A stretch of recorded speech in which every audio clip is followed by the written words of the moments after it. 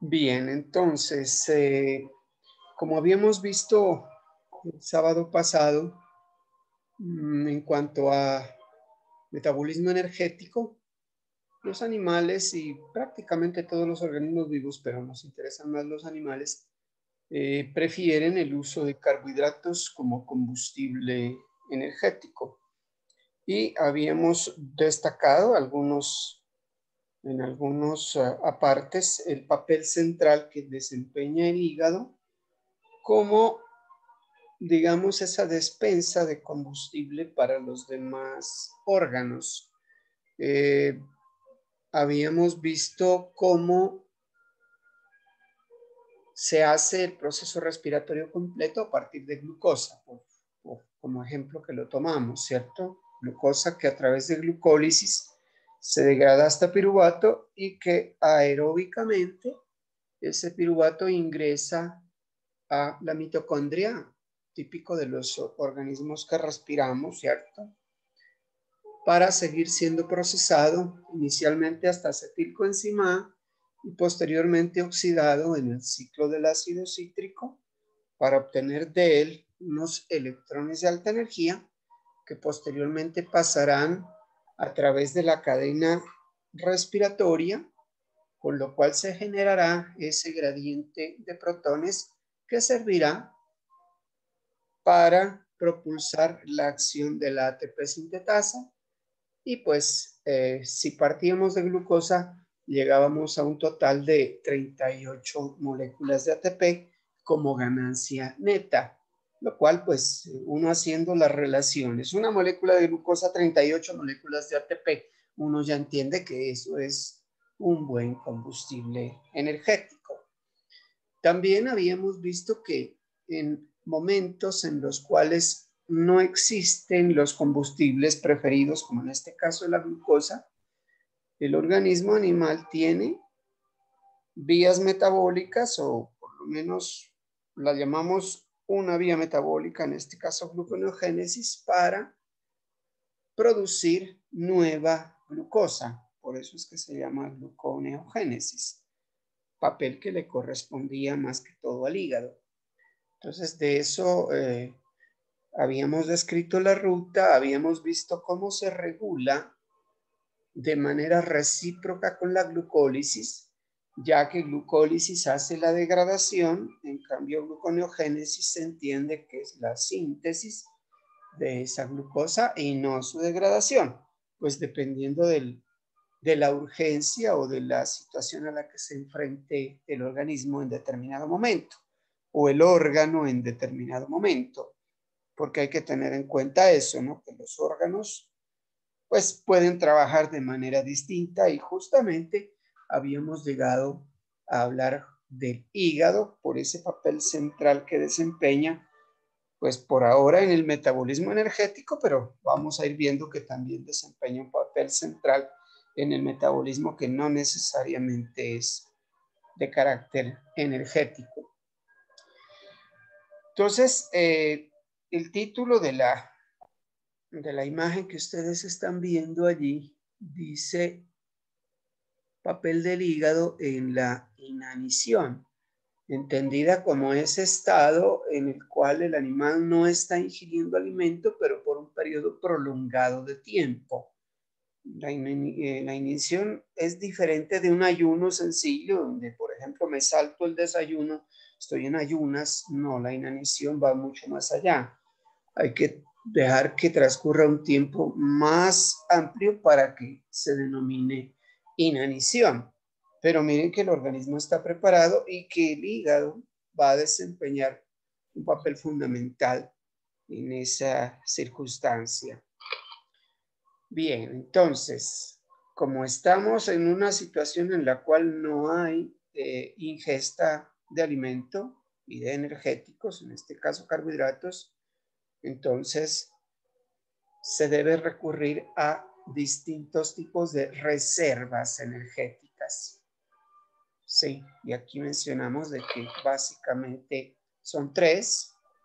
Primero carbohidrato, obviamente en forma de reserva, luego grasa y en última instancia sería pues ya las proteínas, ¿no? Y eso se hace de manera, como se los estoy diciendo, de manera temporal, no se hace todo al tiempo.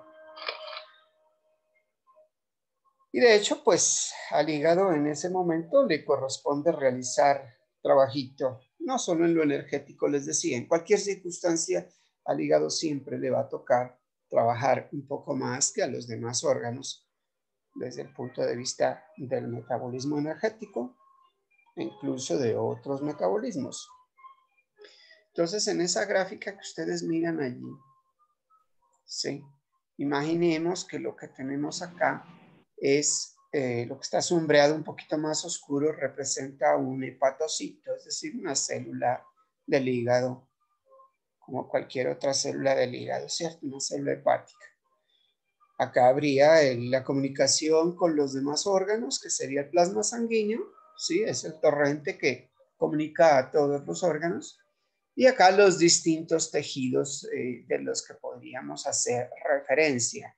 Aquí hay una síntesis de unos pocos, pero obviamente pues pueden ser más. Si atendemos a la sugerencia de la diapositiva en la secuencia que nos plantea, ¿sí? Podemos imaginarnos justamente lo que mencionábamos quizás como una de las últimas medidas de las que dispone como reserva energética un organismo, pero no quiere decir que no la use desde el principio, sino que no lo hace masivamente. Simplemente esta es una secuencia que está aquí para interpretar las posibilidades que hay solamente. Entonces, aquí dice degradación de proteínas. Y pues entre las proteínas tenemos 20 aminoácidos, habíamos dicho, algunos de los cuales se llaman aminoácidos glucogénicos. Con ello se significa que sirven para hacer glucosa. De hecho, decíamos que uno de los sustratos importantes de la gluconeogénesis son los aminoácidos glucogénicos, que fue lo último que habíamos mirado. Cuando hay degradación de proteína, que es algo que siempre se está haciendo, pero se está volviendo a reconstruir, es parte del recambio proteico natural, pero esos aminoácidos, dependiendo de las necesidades energéticas, el organismo los puede utilizar o bien para hacer glucosa, como se está sugiriendo aquí, o simplemente para volver a hacer proteínas u otros derivados nitrogenados que no son proteicos. En el caso que nos ocupa, como estamos hablando de gluconeogénesis, pues sí, lo que habíamos dicho es que hay que quitarle el grupo amino a los aminoácidos y ese exceso de grupos amino, posteriormente veremos que sirve para fabricar la urea, que será excretada y que obviamente pasará al torrente circulatorio y en algún momento llega a los riñones y simplemente se excreta disuelta en orina. Sí, esto pues es típico de animales terrestres tipo mamíferos. Sí, ya saben que aves y reptiles pues no fabrican urea, sino otros desechos, pero pues hablemos más que todo de los animales que se parecen a nosotros, que son los mamíferos. Entonces, una vez que se ha quitado el grupo amino, lo que resta es lo que denominamos el esqueleto carbonado, es decir, carbono, hidrógeno y oxígeno, ¿sí? Que es algo parecido a lo que sería la glucosa y de hecho por eso es que se puede hacer glucosa a partir de ese esqueleto carbonado. Entonces, dependiendo del aminoácido que sea, según mirábamos en la sesión anterior, pueden ingresar los distintos esqueletos de los aminoácidos en partes diferentes o a intermediarios metabólicos del ciclo del ácido cítrico, dependiendo de su estructura, pero ingresan muchos por ahí. ¿Sí? De este ciclo del ácido cítrico que era necesario para la gluconeogénesis, ¿sí? Se producía oxaloacetato, que es el que sale de la mitocondria. Esto hacía un recorrido por la mitocondria, ¿cierto? Y pasa a la producción de fosfonolpiruvato y las reacciones inversas de la glucólisis lo llevan hasta glucosa. ¿Sí? Y aquí se destaca este papel importante que tiene el hígado, que es que posee una glucosa 6-fosfatasa, una enzima que le quita el fosfato a la glucosa 6-fosfato. Con lo cual, pues la glucosa puede salir al torrente circulatorio y ser llevada a los diferentes órganos que lo necesiten. Aquí se está destacando el cerebro, pero no es el único. Se destaca el cerebro en los animales porque es uno de los que más consume glucosa. De hecho, es el tejido más consumidor de glucosa en proporción a su tamaño. Bien, siguiendo la secuencia que nos sugiere aquí, pues si este estado de ayuno continúa y ya se va convirtiendo en inanición, ¿cierto? Y para eso es necesario, obviamente, que se haya acabado con toda la reserva de glucosa que está en forma de glucógeno en el hígado, especialmente. ¿Sí? Entonces ya podemos recurrir a la siguiente forma de reserva energética, que son las grasas. Ya veremos un poco más adelante, después de nuestro receso, cómo se hace esto de liberar del tejido adiposo donde se encuentra esa reserva, liberar el combustible que son los ácidos grasos. Es decir, el tejido adiposo degrada la grasa, produce los ácidos grasos, los deja entrar a la circulación sanguínea y estos entran a los hepatocitos. ¿Sí? Y el hígado pues les da el uso que en este momento se necesita, que es justamente como combustible energético. Ustedes saben que acetilcoenzima A, sin importar de dónde venga, puede irse al ciclo del ácido cítrico para ser oxidado y pues en este caso, si seguimos la secuencia de la inanición, pues es que lo vamos a usar como combustible energético. Pero como se libera bastante, también ese acetilcoenzima A se puede utilizar para producir cuerpos cetónicos, que son un combustible que también el hígado lo produce, pero se debe liberar también para el uso de tejidos que lo puedan utilizar. ¿Sí? Se está destacando, como les digo aquí, el tejido nervioso, pero tejido muscular y otros tipos de tejidos, especialmente el cardíaco, también utiliza bastante ese tipo de combustible. Pero miren que este se produce en buena cantidad, es cuando ya hay un estado de inanición. ¿A qué me refiero aquí? Un ayuno un poco más prolongado que el de haberse saltado una comida. Si al animal uno le da unas 2 raciones diarias, por ejemplo, de alimento, del que sea, si se salta una, pues obliga a que el organismo saque sus reservas. Su primera reserva va a ser el glucógeno que está almacenado en el hígado. Pero si ese ayuno sigue, si se salta unas 2 y de repente ya estamos, para ponerles temporalmente la secuencia de eventos, unas 24 horas en el caso de un mamífero como nosotros, ¿sí? Ya en el hígado se habrá agotado la reserva de glucosa, entonces sí que hay que echarle mano a hacer nueva glucosa y también ya obligatoriamente a movilizar la reserva de grasas. Sí, y con ello pues utilizarla como combustible o producir otro combustible ya para uso de otros órganos, ¿cierto? Entonces es como un cuadro un poco parcial de lo que sucede, pero ahorita miraremos que hay otras posibilidades. Bien, entonces, lo último que vimos fue la gluconogénesis. Hoy vamos a revisar la otra parte que es también generación de glucosa, pero no a partir de cosas que no sean carbohidratos, sino a partir de la reserva misma de carbohidratos. Entonces, miren este esquemita bien simpático que es bastante ilustrativo. Aquí tenemos, ¿sí?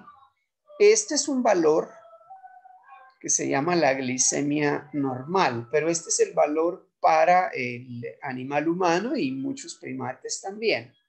En otros mamíferos puede variar, pero nos sirve bastante como para que nos ubiquemos en el fenómeno, en el proceso que hay que hacer para que esto se mantenga ahí. Quiere decir, aquí es claro el término homeostasis, que para que ese organismo esté energéticamente bien en su sangre necesita tener un nivel normal de glucosa sin importar si está comiendo o si está ayunando. Sí, se necesita mantenerlo. Más que todo porque ese tejido nervioso, que es el que más gasta, pues tenga siempre a disposición glucosa. Sí. Bien, entonces, en el caso del humano, como les decía, esto está alrededor de 5 milimolar la concentración. Es también bastante, ya se está dejando de usar este otro, pero son equivalentes, ¿no? La expresión miligramos por decilitro, es decir, miligramos por 100 mililitros. Está en 90, alrededor de 100, ¿cierto? De tal manera que ese es el valor de glicemia normal cuando el animalito está en ayunas. En este caso el humano en ayunas. Y no cae más porque pues hay mecanismos que impiden que caiga si el animal está sano. ¿Sí? Entonces, supongamos que el primer evento que sucede es que dejamos el estado de ayuno e ingerimos alimento. Un desayuno puede ser. ¿Sí? Después del desayuno, pues empezamos a hacer la digestión de todos los nutrientes que consumimos de carbohidratos. Empiezan en la boca, porque en la boca tenemos enzimas que empiezan a degradar el almidón especialmente, o en el intestino, pues hay también otras enzimas que continúan el proceso, y si no se las tiene, en los animales herbívoros existen los microorganismos que ayudan a degradar la celulosa, que también es carbohidrato. Lo importante es que va a entrar glucosa al torrente circulatorio. Sí, y como entra al torrente circulatorio, pues va a todos los órganos. Uno de los órganos que lo tiene que detectar inicialmente es el páncreas, que fue lo último que mirábamos, ¿cierto? El páncreas recibe esa carga de glucosa, esta subida de glucosa que dice acá, porque se sube por encima de la glicemia normal en ayunas, ¿sí? Y esa subida es detectada y constituye un estímulo para las células beta del páncreas, que se especializan en producir la hormona insulina, ¿sí? Aquí decíamos, habían distintas células en el páncreas, pero destacábamos las alfa y las beta. Las beta, productoras de insulina, tienen un mecanismo de, como toda célula, de captar la glucosa cuando está en exceso, ¿sí? Casualmente tienen la misma enzima glucosinasa que contiene el hígado. Decíamos que los otros tejidos contienen es exosinasa más que glucosinasa, pero el páncreas también tiene glucosinasa, lo cual le permite detectar que hay una subida de glucosa y eso desencadena todo un proceso bioquímico que hace que las vesículas que están cargadas de insulina, que producen las células beta del páncreas, se fusionen con las membranas y pues sean liberadas también al torrente circulatorio. Entonces, subida de azúcar significa liberación de insulina. Eso en un animal que esté sano. ¿Sí? Insulina que es un mensajero químico y lleva dos tipos de mensajes. Uno, que es el más conocido, ¿sí? Que es el de estimular el transportador de glucosa en las células. Toda célula es sensible a insulina en el sentido de que va a estimular el transportador de glucosa de tal manera que los tejidos extrahepáticos, ¿sí?, van a captar glucosa. ¿Sí? No solamente los extrahepáticos. Cuando digo extrahepáticos estoy excluyendo el hígado, pero es porque le vamos a dar un tratamiento especial. También lo hace. También recibe la insulina y también recibe la orden de captar glucosa. ¿Sí? Entonces miren el efecto que se va a generar aquí. Si la insulina se libera porque la glucosa se subió, Y esa señal va a todas las células de todos los tejidos del organismo, pues lógicamente que van a empezar a captarla. Y si la captan, pues se va a ir bajando poco a poco. De tal manera que de esa manera se contrarresta la subida de glucosa, ¿cierto? De ahí que en alguien que tenga problemas de déficit de insulina, pues ese nivel de glucosa se puede subir. Sí, más allá de ciertos límites pues, que se consideran normales. Aquí pues es la fisiología normal, ¿cierto? Para que las celulitas reciban la noticia de que llegó glucosa y se alimenten con ese rico combustible energético. Eso es lo normal. ¿Sí? Y como resultado, pues lógico, se disminuye y va cayendo, por eso la flechita va hacia acá.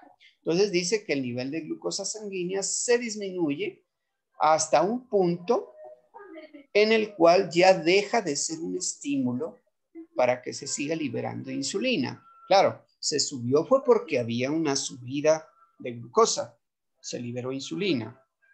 Sí. Si se llega a bajar porque los tejidos ya comen, pues llegará un momento en el cual ya no es un estímulo, entonces deja de producirse insulina, con lo cual, ¿sí? Con lo cual, pues los tejidos dejan de recibir la orden de consumir glucosa. ¿Para qué? Pues para que no la capten mucho y no se baje más allá del nivel que necesitamos. Entonces miren que eso tiene ya su regulación, en este caso de tipo hormonal. Veamos también qué está sucediendo con el hígado en ese mismo entretanto. Es decir, supongamos que el animal comió, se subió la glucosa, se liberó la insulina, los tejidos se alimentaron. El hígado en cierta medida también lo hace, es decir, capta glucosa, pero hay otra orden que lleva la insulina. La insulina estimula las vías de síntesis de glucógeno, que es la forma de almacenar glucosa cuando está en exceso. ¿Y cuando está en exceso? Pues cuando el animal come una buena porción, ¿cierto? Si fuera poco, pues no alcanza a sintetizar, ¿cierto? Entonces el hígado, miren que sí obedece a esa orden de sintetizar glucógeno. Más adelantito veremos que el hígado, músculo también hace lo mismo, solo que no está implicado en este mecanismo de la glicemia como queremos describir aquí. Entonces miren que el hígado va a sintetizar glucógeno pues cuando hay buena comida.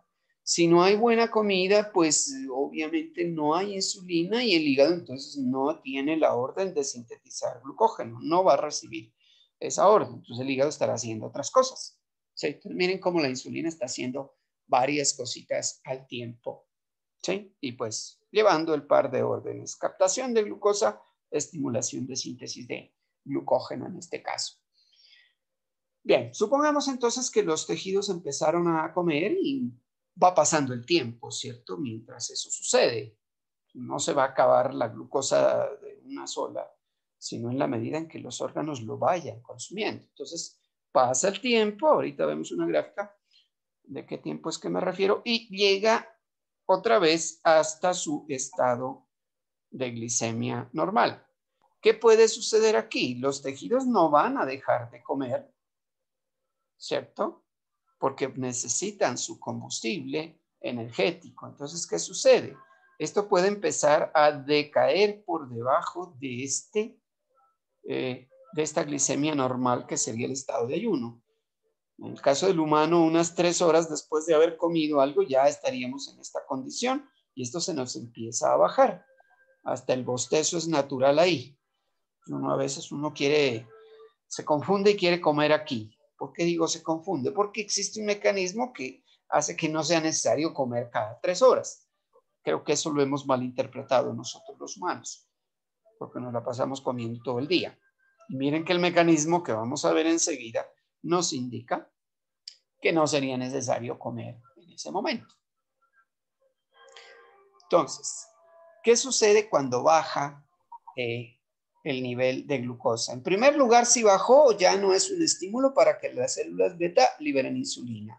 Pero si baja mucho más de este nivel, si quiere bajar un poco más, esto se convierte en un estímulo para las células alfa. pancreáticas de los islotes de Langerhans, ¿cierto? Ya no las beta, sino las alfa, con otro mecanismo igualmente bioquímico, ¿sí? Libera otra hormona que es el glucagón, sale a la sangre, como pues una hormona pues se va a ir a todos los órganos. Y uno de los que está implicado aquí, aunque va a todos, todos van a recibir esa orden de glucagón. De hecho, las dos hormonas llevan órdenes opuestas. Sí, aquí vemos un ejemplo de eso. Una de ellas era estimular la síntesis de glucógeno. Ahora sí, el hígado va a recibir al glucagón y lo que se va a estimular ya no es la síntesis, sino la degradación de ese glucógeno que se había almacenado acá cuando había comido el animal y había insulina. Ahora ya no la hay. Ahora lo que hay es glucagón. Entonces uno puede imaginarse eso, ¿cierto? Las dos hormonas no pueden estar al tiempo en la sangre.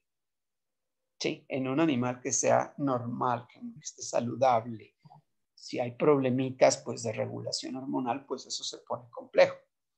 La idea es que esta estimulación a través de la hormona glucagón, de la degradación del glucógeno, pues hace que se libere esa reserva de carbohidrato y como el hígado, habíamos mirado ya, tiene una glucosa 6-fosfatasa, la glucosa con fosfato que se libera, se le quita el fosfato y puede ser liberada al torrente circulatorio, con lo cual es glucosa que se va vertiendo a la sangre y esto impide que el nivel de glicemia siga cayendo.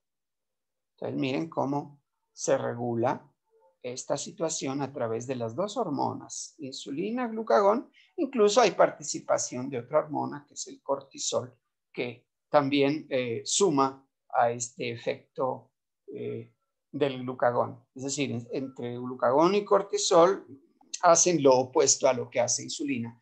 Y eso lo vamos a recordar para otros tipos de metabolismos también. Lo ideal es que cíclicamente nos la pasamos en esto y por eso se generan estas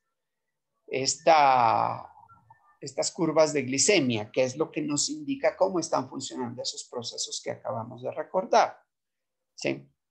Seguramente a ustedes o a algún familiar le habrán mandado esto, que es una curva de glicemia. A veces le mandan simplemente un análisis de glicemia en ayunas.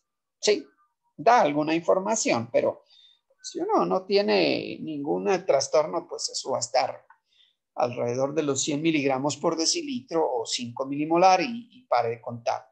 Pero si queremos ver cómo está funcionando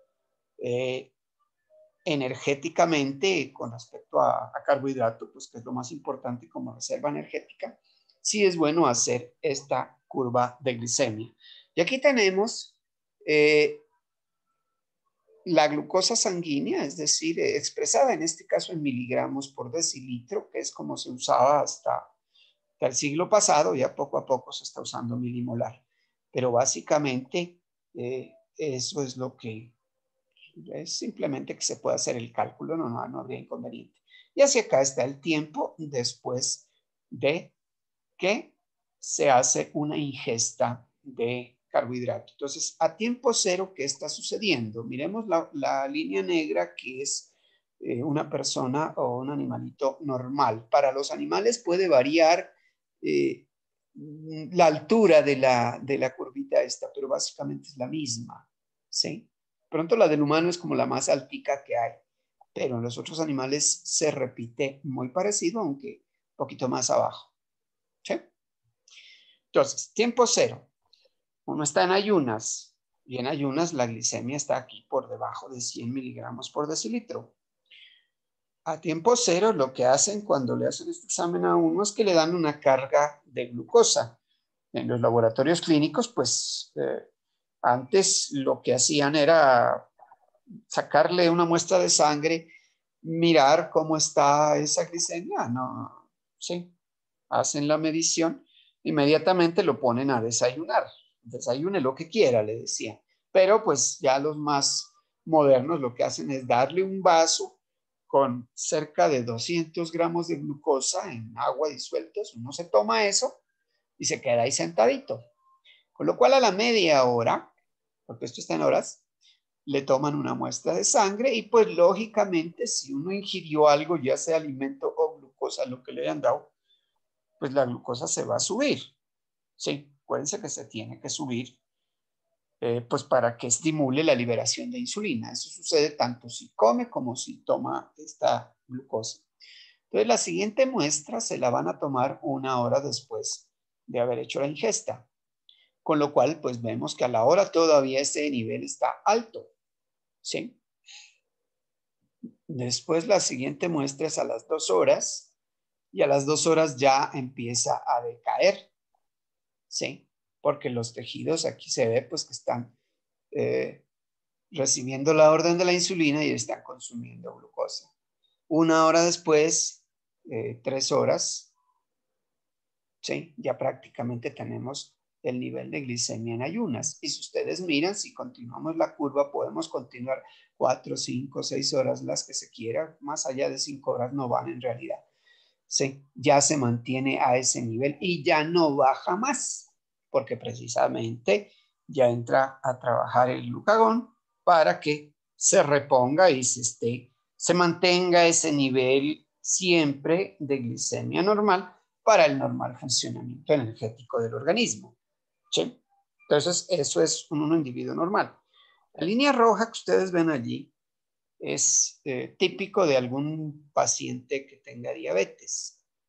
Sí, ustedes saben, hay varios tipos de diabetes. En humanos, pues hay como 5 tipos. En animales pueden haber varios tipos también. Sí, pero el más común, no el más común, sino el más conocido, es el de la deficiencia de insulina por una enfermedad autoinmune. Es decir, las células beta pancreáticas, pues tienden a producir la insulina, pero una reacción autoinmune hace que nuestro sistema inmunológico vaya destruyendo nuestras células beta, con lo cual pues con el tiempo poco a poco van perdiéndose, ya no queda, entonces no se produce la insulina. Esa sería como la más drástica, ¿no? Es la insulina, perdón, la diabetes juvenil o diabetes tipo 1. Bueno, ¿y cómo funciona en ellos esta curva de glicemia? Para empezar, en ayunas está muy arriba y uno puede entender que está muy arriba, pues porque como no hay insulina, no hay quien les dé la orden a las células de captar esa glucosa y la glucosa se va a quedar alta en la sangre. Por eso es que a esa condición se le denomina hiperglicemia. ¿Sí? Si se le da la carga de glucosa, es decir, si el individuo come, pues obviamente que se va a subir y se seguirá subiendo y llega a unos niveles bastante altos. Ahora con esto de la COVID, quienes se descompensaron, quienes eran diabéticos, que se les subía esto, incluso se les pudo subir hasta más. Sí, porque pues desafortunadamente los afectó bastante por ese lado. Pero miren que va creciendo y ustedes dirán, pero es que después empieza a decaer. Entonces sí hay algo de insulina. No, no es que haya algo de insulina. De pronto este paciente pues esté consumiendo insulina. Hoy en día es fácil, ¿cierto? Inyectarse insulina. Eso hacen los diabéticos tipo 1 y llevan un nivel de vida más o menos manejable, ¿cierto? Pero aquí miren que no se le da insulina ni nada. Estamos haciéndole la prueba y esto empieza a decaer. Bueno, ¿por qué decae si no hay insulina? Una cosa bien sencilla. Ustedes saben que toda la sangre tiene que hacer su paso a través del riñón y el riñón ejerce una función de filtro simplemente. Resulta que hay un umbral renal para la filtración de glucosa, es decir, si hay mucha glucosa en sangre, a través del riñón sale y puede salir en la orina, ¿sí? Pero eso solo sucede si hay más de 180 miligramos por decilitro. Y como esto es superior, pues obviamente la orina hace su trabajo de eliminación, o el riñón más bien, y entonces esto va a caer, pero miren que no va a bajar muy abajo de los 180, porque ya en ayunas, miren cómo empezó, ¿sí?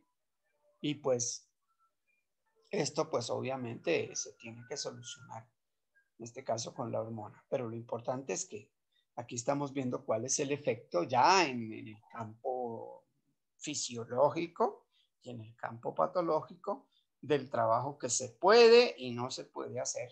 Se puede hacer cuando hay insulina y no se puede hacer cuando no la hay. Ahora, otros tipos de diabetes es simplemente que se produce menos cantidad de insulina o que los tejidos no responden a la insulina, es decir, resistencia a la insulina, se llama ese, pero esos son otros tipos. Es muy común en perritos ese tipo de diabetes. Sí, se equipara como a la diabetes tipo 2 de los humanos. Bien, eso era lo que nos quedó pendiente de la vez pasada, pero entonces hoy vamos a completar el cuadro. Porque,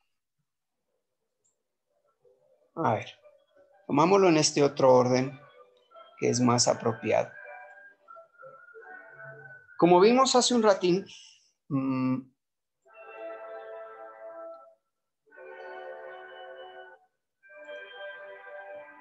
el glucógeno es una forma de almacenamiento de glucosa.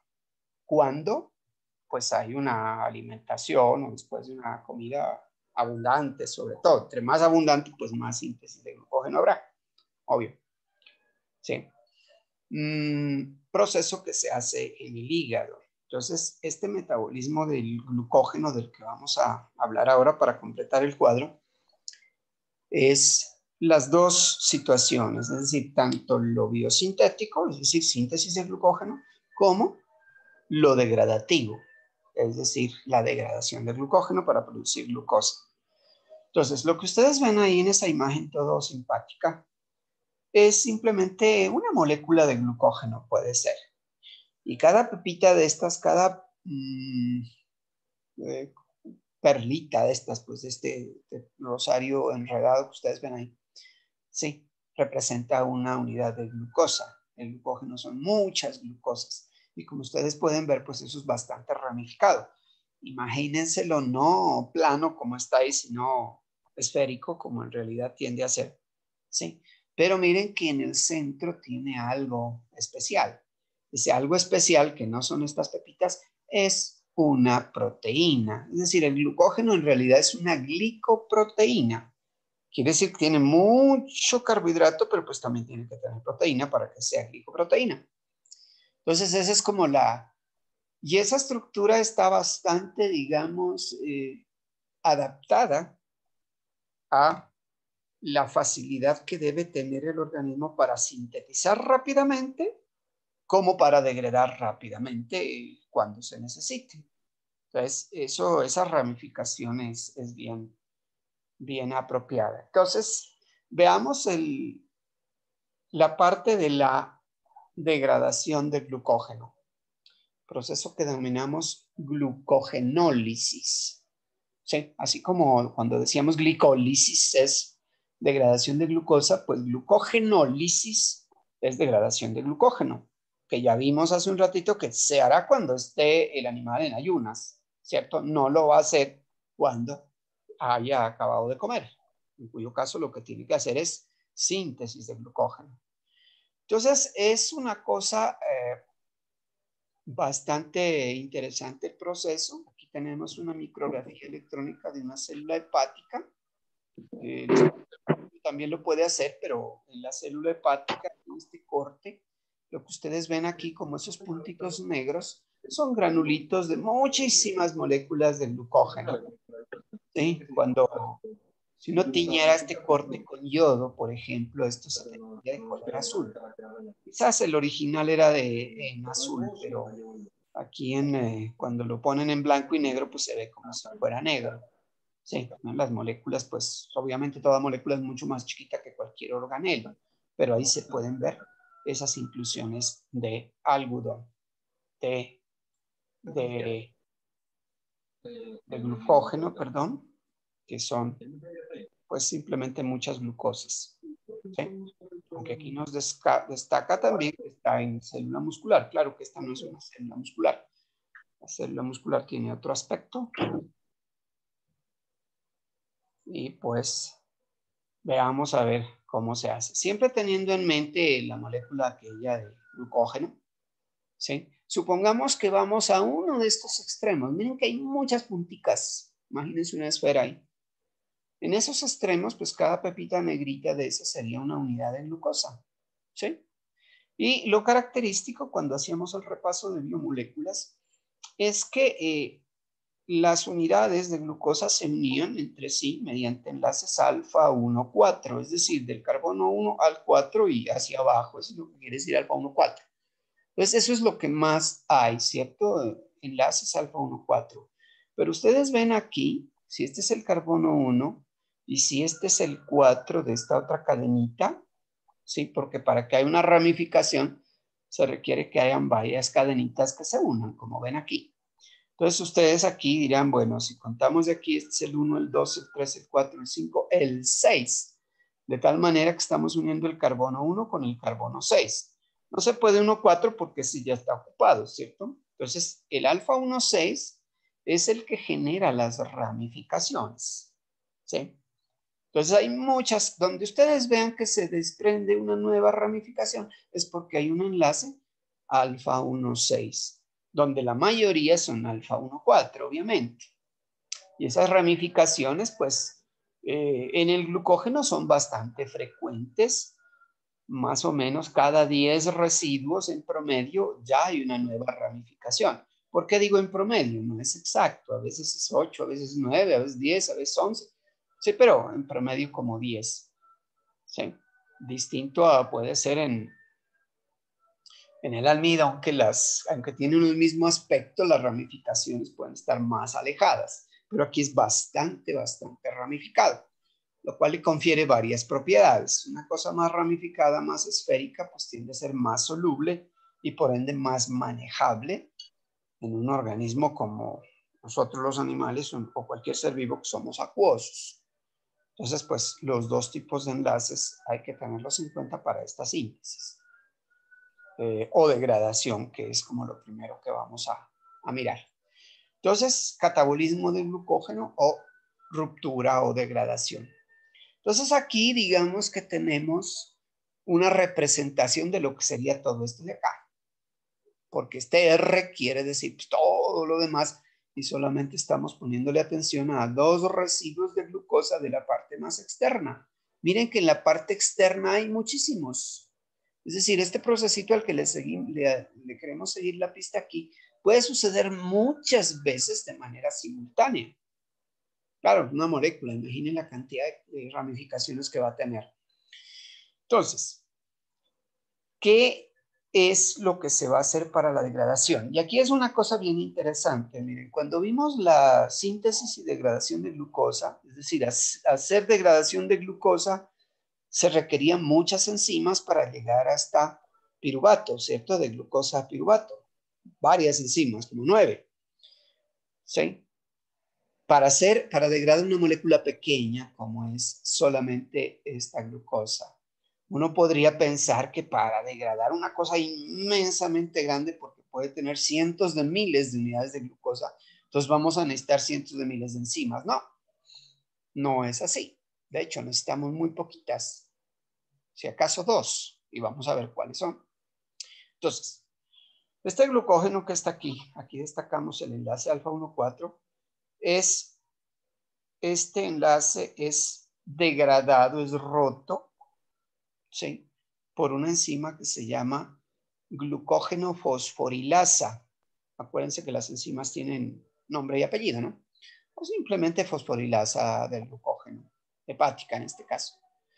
Entonces, esta fosforilasa, ¿por qué se llama así? Porque cataliza una reacción de fosforólisis. Nosotros estamos más emparentados o más, digamos, acostumbrados a oír de las reacciones de hidrólisis, cuando se requiere agua para romper. También se puede romper con fósforo, en este caso fosforólisis. Por eso es que la enzima se llama fosforilasa. Entonces, el resultado, ustedes lo pueden ver, es tomar ese fosfato que puede haber quedado cuando se gastó el ATP, ¿sí? Y simplemente se lo pega aquí, con lo cual se rompe este enlace alfa 1,4. Miren lo que aquí quedó el fosfato, ¿sí? Y el resto, pues es una molécula de glucógeno a la que le hemos quitado un solo residuo de los cientos de miles de glucosa que tenía. Le hemos quitado uno solo. Sí, pero acuérdense que lo podemos estar haciendo simultáneamente en los cientos de miles que tenga en los extremos. Es que le estamos siguiendo la pista a uno solo para ver cómo es el proceso solamente. Miren que al entrar el fósforo a romper, ese fósforo queda pegado aquí. De tal manera que lo que se produce es glucosa 1-fosfato. Es decir, se produce una glucosa ya activada energéticamente. Recordando lo que decíamos, que una glucosa sin fosfato, pues prácticamente no le podemos dar ningún uso. Solamente se le da buen uso cuando está activada energéticamente. Ah, pero es que en la glucólisis hablábamos era de glucosa 6-fosfato, ¿cierto? Bueno, este también es equivalente, solo que el fosfato está pegado en otro carbono. Vamos a ver qué puede hacer la célula con esto que se está produciendo aquí. Bien, lo que queda es glucógeno y pues la fosforilasa, como las enzimas tienen un número de recambio altísimo, pues sigue trabajando de manera muy rápida. ¿Sí? Entonces aquí lo que les dije, pues está escrito en inglés, dice que la fosforilasa cataliza la ruptura fosforolítica de los enlaces alfa 1,4 glicosídicos del glucógeno, liberando glucosa 1-fosfato como producto de la reacción. ¿Sí? La reacción general sería eso, glucógeno con N residuos más fósforo, glucógeno con N-1 residuos más glucosa 1-fosfato, lo cual se está repitiendo y entonces se está produciendo muchas glucosas 1-fosfato, con la ventaja de que estoy sacando una reserva energética y ya la glucosa que me queda fosforilada, es decir, queda activada energéticamente. Es decir, la puedo usar muy eficientemente para necesidad energética, porque estamos necesitando, ¿cierto? El animalito no ha comido, entonces echándole mano a la reserva. Este esquema que ustedes ven aquí representa pues que la glucógeno fosforilasa, si estas son glucosas, y aquí estaría un enlace alfa 1,6, ¿cierto? Acá todos serían alfa 1,4, este incluso sería alfa 1,4, solamente la ramificación es alfa 1,6, solo para que tengamos en cuenta una cosa. Resulta que la fosforilasa, como dice aquí, solo puede romper enlaces alfa 1,4, pero no puede romper enlaces alfa 1,6. Entonces uno se imaginaría, ¿sí? Quizás que si llego a la primera ramificación y de ahí no puedo pasar. Vamos a ver qué se necesita para que efectivamente se pueda pasar más allá. ¿Sí? Entonces, aquí llegaríamos hasta esta ramificación límite. ¿Por qué le colocamos otros colores? Porque vamos a necesitar el concurso de una enzima adicional que ayude pues a que se degrade completamente o hasta a sacarle la mayor cantidad de unidades de glucosa. ¿Sí? Pero la fosforilasa no puede. Entonces, miren lo que sucede aquí. ¿Sí? Veamos el dibujito, que ahí está escrito lo que les quiero contar aquí. Entonces, miren que la fosforilasa fue degradando, fue rompiendo, llevándose glucosas, ¿sí? Pero cuando quedan 4 residuos pegados aquí por enlace alfa 1,6, es como digamos, la ramificación límite. Hasta aquí llegó, más acá ya no puede pasar. Pese a que aquí hay alfa 1,4, no va a llegar hasta aquí. ¿Sí? Deja estos 4. ¿Por qué razón? Porque eso es lo que necesita esos 4 residuos, una enzima transferasa, ¿sí? Tiene las enzimas tienen varias unidades, a veces pues pueden tener varias actividades catalíticas. Esta tiene 2, función transferasa y función glucosidasa. Glucosidasa es la que rompe el enlace glucosídico. Eso era la fosforilasa, ¿cierto? Rompía un enlace glucosídico. Entonces, esta que le va a ayudar también tiene que tener la posibilidad de romper aquí, pero lo hace conjuntamente con su actividad transferasa. Entonces, volvamos acá. ¿Sí? Digamos que vino la glucógeno fosforilasa, paró aquí. La transferasa va a actuar tomando esta cadena, ¿sí? estos 3 residuos que están pintados en rosado, por eso se los pinto así, y los transfiere acá, de tal manera que ustedes ya los ven acá. Y al transferirlos, los pega en posición alfa 1,4, ¿sí? Pero igual nos queda el problemita del alfa 1,6.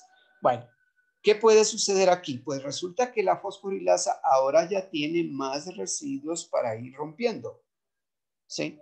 Y todos los que se va a encontrar van a ser de aquí en adelante alfa 1,4. Pero ustedes dirán, ¿qué pasó con este?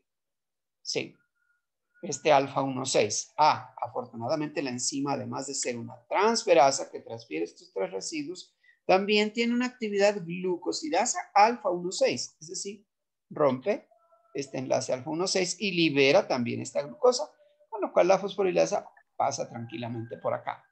Es decir, la fosforilasa y la transferasa tienen que estar trabajando de manera coordinada para que ese proceso degradativo sea pues eficiente y acorde a la necesidad que se tenga en determinado momento. Entonces,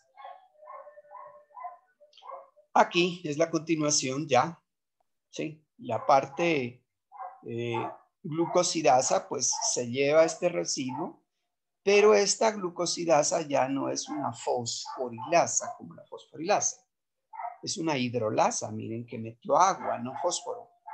Al meter agua y romper este enlace, lo que se va a generar es, como ustedes ven, glucosa común y corriente y no glucosa 1-fosfato, como decía la fosforilasa.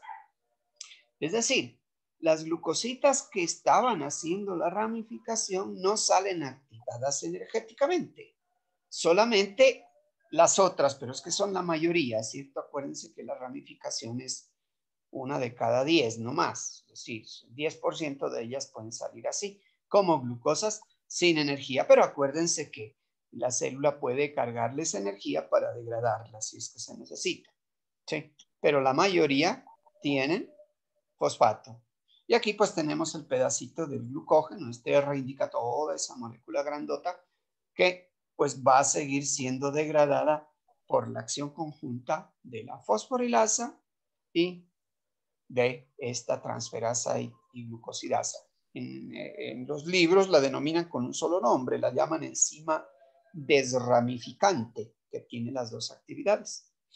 ¿Sí? Para no decir transferasa y transglucosidasa, no, enzima desramificante. Bueno, entonces, sigámosle la pista a la mayoría de las glucosas que salieron, ¿cierto? Glucosa 1-fosfato. Acuérdense que en la glucólisis nosotros lo que necesitábamos era glucosa 6-fosfato para degradar la glucosa y poderla usar como combustible, que es para eso que la estamos buscando, ¿cierto? Liberarla del glucógeno, pero pues para que se pueda utilizar como energía. Entonces simplemente ustedes ven, esta flechita indica que hay una reversibilidad, ¿cierto? Hay una enzima que se llama fosfoglucomutasa. Muchas enzimas isomerasas terminan en mutasa. ¿Qué quiere decir fosfoglucomutasa? Pues que a la glucosa con fosfato se la puede isomerizar. ¿Y qué es lo que hace esta enzima? Simplemente le cambia este fosfato del carbono 1, se lo pasa al carbono 6. ¿Sí? Entonces la enzima es la que hace ese trabajo. Pues hay un mecanismo para eso, pero lo importante es que le transfiere de un lado al otro. Y ya tenemos glucosa 6-fosfato para usarlo como combustible energético. ¿Sí? Entonces, si nos ubicamos en el hígado, lo que producimos es glucosa solita incluso. ¿Sí? Si el hígado la necesita, pues le pega el fosfato y hace eso. Si no, pues ya lo hacen en los órganos que estén recibiendo esta glucosa que vino del hígado. Por otro lado, acuérdense que el músculo también almacena glucógeno. Entonces, a él sí le toca al mismo hacer ese trabajo. ¿Sí? Eso es lo que hace la enzima. Cambiar glucosa 1-fosfato por glucosa 6-fosfato. No hay pérdida ni de ganancia energética, sino simplemente una isomerización. Esas por lo general no gastan energía, o sea, son económicas. Entonces, miren que sacar energía del glucógeno es una cosa bastante eficiente. Otra vez la inteligencia molecular en acción, ¿cierto? Porque hay un principio de máxima economía.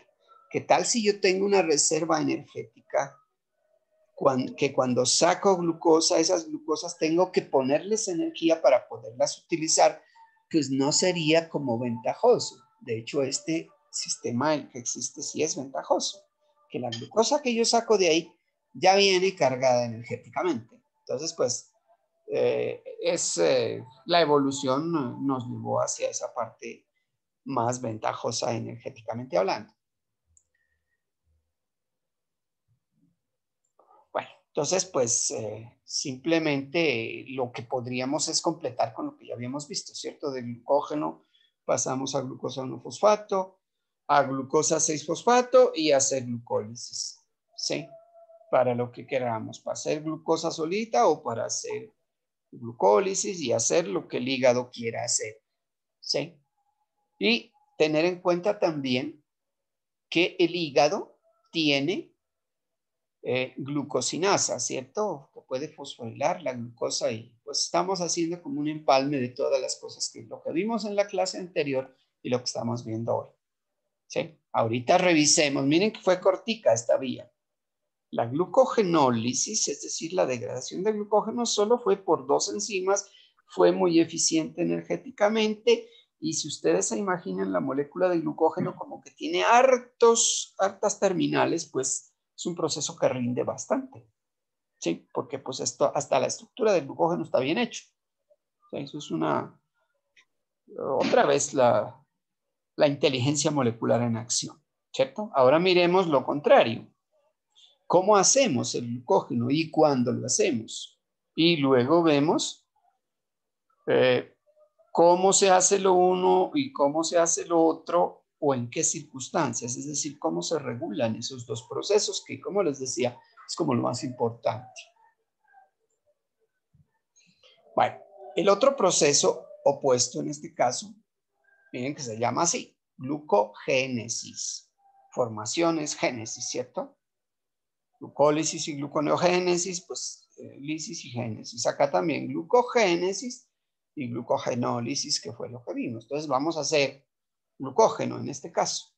Y vamos a ver, pues ya entendemos en qué circunstancias, porque dijimos que esto se iba a hacer cuando el animal se había alimentado o está comiendo. Entonces, una característica especial es lo que habíamos dicho, que los animalitos o cualquier ser vivo lo que más gasta energía es en hacer síntesis, ¿cierto? Todas las síntesis son gastadoras de energía, ¿sí? Las degradaciones no, como acabamos de ver, no gastamos energía para degradar. Y justamente porque es lógico, ¿cierto? Si estoy degradando un glucógeno, que es una reserva energética, pues si me voy a gastar la energía en sacar esa energía, pues no estoy haciendo nada, ¿sí? Y acá, pues obviamente se puede hacer la reserva de energía solo cuando la energía abunde, es decir, si está ingiriéndose suficiente alimento, ¿cierto? Si no, pues no se va a poder. Entonces vamos a ver cómo es el asunto. Vamos a partir con glucosa 1-fosfato. Y aquí la cosa es parecida, ¿cierto? En la degradación producíamos glucosa 1-fosfato. En la síntesis partimos de glucosa 1-fosfato, lo cual suena bastante lógico, ¿cierto? Y uno diría, bueno, eso ya está suficientemente energizado y pues cargadito como o activado para que se haga el proceso de glucogénesis. Pero no es suficiente, hay que activarlo un poco más. Y activarlo implica gastar más energía. Entonces miren lo que vamos a gastar aquí. Uridina trifosfato, es decir, no ATP, sino UTP. ¿Sí? Así como existe el ATP, también existe el UTP. Que aunque el más universal es el ATP, pues el UTP en algunos procesos como en este se usa. Pues aquí no vamos a usar ATP, sino UTP. Entonces, y destacamos solamente los 3 fosfatos del UTP. ¿Sí? Entonces existe una enzima activadora en realidad, ¿sí? Antes de hacer la síntesis hay que activar, y se llama así, es enzima UDP glucosa pirofosforilasa. ¿Y por qué tiene semejante nombre? Pues porque lo que se forma es UDP glucosa. Sí, miren aquí. Uridina, difosfato y glucosa. Se tiene que formar UDP glucosa. que es la forma activada para la síntesis de glucógeno. ¿Sí? Con este no me es suficiente, ni con solo glucosa. Necesito más activación, hasta UDP glucosa. Y para hacer esta activación se gastó UTP. Entonces, por eso es que esta enzima requirió de estas dos cosas y ella se llama así, ¿cierto? UDP glucosa pirofosforilasa. Eso de piro, en química quiere decir dos. ¿Por qué? Pirofosfo, le quedaron dos fosfatos, ¿cierto? Por eso es uridina difosfato. ¿Sí? Y además porque liberó estos dos fosfatos. PPI son dos. Ustedes dirán, ¿por qué quedaron dos y se liberaron dos? Dos más dos, cuatro. ¿Dónde están esos cuatro? Acuérdense que este tiene tres, el UTP, trifosfato, y la glucosa 1-fosfato ya tenía uno, entonces nada se pierde. ¿Sí? La idea es que este ya es el precursor que dice aquí inmediato para la síntesis de glucógeno. Acá está como la figurita de la UDP glucosa. ¿Sí? Ya en vez de U, pues aquí está el uracilo, la ribosa, ¿sí? En vez de uridina, es decir, está todo esto. Sí, solo que uno ya utiliza siglas, pues y no las moléculas. Ya sabemos que eso representan moléculas. Y ahora vamos a ver cómo se hace la síntesis, ya que tenemos la glucosa activada, ¿cierto? Resulta que existe una enzima para hacer la síntesis. En realidad son dos, ¿no? Así como para la degradación se requerían dos, para la síntesis también se van a requerir dos. Y pues la principal aquí, ¿por qué digo principal? Porque acuérdense que hay una enzima que tiene que ser la que sirva para regular el proceso. En el caso de la degradación era la fosforilasa o la glucógeno fosforilasa, si la quieren llamar completa. Y en este caso, para la síntesis se llama glucógeno sintasa. ¿Sí? De síntesis, glucógeno sintasa. Y ella tiene una característica especial. Miren. Es un dímero. ¿Dímero qué quiere decir? Está hecho de dos proteínas. ¿Sí? Y cuando uno dice dímero, pues es que las dos proteínas son idénticas, como las dos manos, ¿cierto? Una mano izquierda, una mano derecha. Sería un dímero, pues todas tienen dedos y tienen una estructura similar, solo que están como al revés, ¿no? Ustedes lo pueden ver aquí. Resulta que toda enzima tiene un sitio activo. Y en el sitio activo, pues hay un residuo de tirosina. Esto está hecho de muchos aminoácidos, pero esta tirosina es importante allí. Miren, aquí está el aminoácido tirosina. Sí, simplemente aquí dice tir. ¿Y por qué va a ser importante? Porque en este OH es donde se van a pegar las cositas que queremos pegar. Si no hubiera ese residuo de tirosina, pues simplemente la enzima no podría trabajar. Acuérdense que son dos, ¿no? Como cuando uno hace un proceso a dos manos. Atarse unos cordones en el zapato con una sola mano es complicado, con dos se facilita mucho. Sí, ya me han de entender, pues hay muchos procesos que se hacen mucho más fácil a dos manos que a una sola. Entonces aquí el proceso es tan chévere y tan laborioso que necesita de dos manitos, que son el dímero de la glucógeno sintasa. Ahí vamos a ver cómo ya en la parte mecanística del asunto, cómo es que trabaja. Entonces, ¿qué tenemos aquí? Pues aquí la UDP glucosa, que es la glucosa activada. ¿Sí? Aquí está la UDP glucosa. Aquí esto ¿qué es? Pues es ese residuo de tirosina que tiene la glucógeno sintasa. Es decir, es una proteína grandota acá, pero estamos destacando solo ese sitio. ¿Sí? Entonces, si ustedes recuerdan, les dije que en la molécula de glucógeno había una proteína en el corazón, ¿cierto? O sea, regresemos acá para que por si acaso se les perdió de vista qué es lo que les estoy diciendo. Vamos a echarla aquí más grande si se gusta. En este corazón existe una proteína además del carbohidrato que está acá. Nosotros vimos cómo se hacía la degradación, pero no dijimos hasta dónde llegaba. La idea es que eso no llega hasta el final. Siempre quedan unos dos residuos y si se llegan a gastar, esta proteína que está aquí, que se llama glucogenina, ella se encarga de pegar los primeros residuos. Miren que aquí se indica que es un dímero, ¿cierto? Es decir, podemos pegar una cadenita y otra cadenita, es decir, dos cadenitas como estamos viendo aquí. Esa glucogenina es la que tiene que hacer esa primera etapa de pegar los primeros residuos. Entonces estamos aquí, estamos en el corazón de la glucogenina. Aquí dice glicogenina, glico o gluco pues es lo mismo, ¿cierto? Entonces lo primero que se hace es pegar una UDP glucosa aquí al residuo de tirosina, ¿sí? Aquí. Y lo hace unas 3 o 4 veces, muy poquitas en realidad, no hace tantas, pero aquí la vemos que pega otro y ya tenemos 2 unidos a ese residuo de tirosina. Con que haya unos 2, ya puede empezar a trabajar la glucógeno sintasa, que sigue usando UDP glucosa para hacerlo, pero la glucogenina es la que puede empezar, mientras la glucógeno sintasa no empieza desde el comienzo. Igual esto cuando se hace la degradación, pues rara vez llega hasta acá. ¿Sí? Porque imagínense la situación. Cuando uno hace degradación de glucógeno, pues cuando ayunó, es decir, o almorcé por decir algo a la 1 hoy. ¿Sí? A las 4 ya estoy desbaratando ese glucógeno. ¿Sí? Si yo dejara que eso llegue hasta el final, pues tendría que dejar pasar unas 24 horas. Pero uno no deja que pasen 24 horas. De tal manera que eso no llega hasta el final. Pero si llegara al final, pues la glucogenina puede hacer esto. Sí.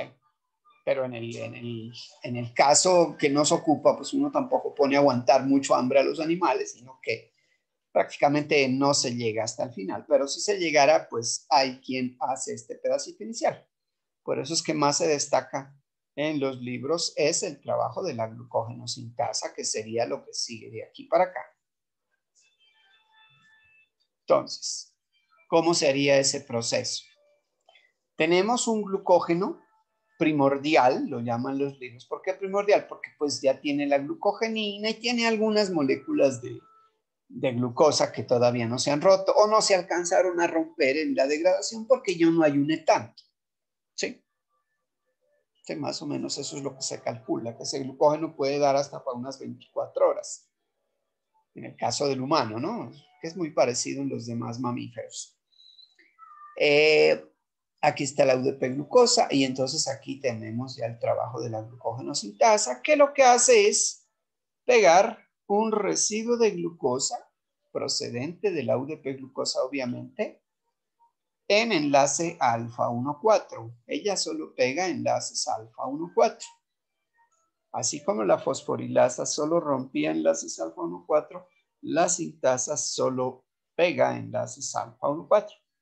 Pero miren que cuando lo hace, pues todo este UDP que estaba aquí pegado sale, ¿cierto? Que pues obviamente este se usa para volver a hacer UTP y seguir activando más glucosas para el proceso. Entonces la glucógeno sintasa puede seguir trabajando muchas veces y va creciendo la cadena, va creciendo, pegando enlaces alfa 1,4 y formando el polímero del glucógeno.